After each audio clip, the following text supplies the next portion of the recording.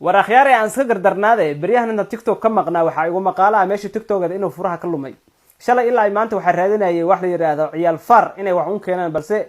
wax ay keenan ilaa hadda ma jirto laakiin ani ay kurisahayo wax iga fakaraan ma jirto ma garatay maskaxdiin idinka umul baatiina kulay waa ilowsho dhowdihiina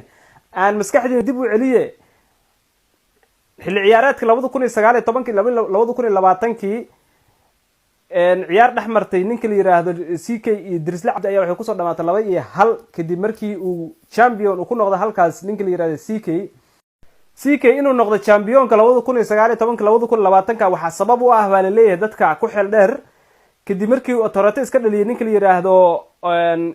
Dirisla Cabdi oo markaas hooyis ku casumay gabar la yiraahdo Nijo Carale ka bacdi maalmo ka bacdi ama toddobaadyo ka bacdina ay halkaas dhagay faray ka dhacday halkaas waxa ka faa'iideystay ninka la yiraahdo CK idinkoo la ogeedeen in barank knowledge la jiro watal waqiiq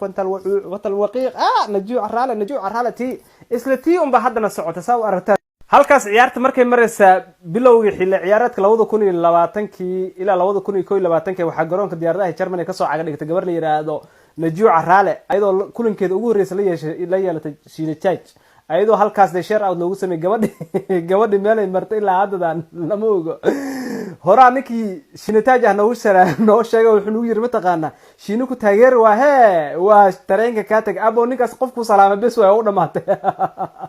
caanimo ka samir abo ma gartay YouTube sheegtay biriqdaada lagu duuyo gabadhan gabar la yiraahdo hani UK ayadana waxay imaaday Germany ma qofka ugu horeeyay soo dhaweey asagoo ah maalinku salaam ugu dambeys gabadhaas oo qabanaysa ma aragtay alika marka waxa leeyahay ma taqaana caanimo hadaa rabtid Shiina iska ilaaliha salaaman sawirna la soo gal hadaa rabtid balwad aad iska dayn wadina iska daydana Shiina soo salaan oo isku sawir meesha balwadaas kugu dambaysa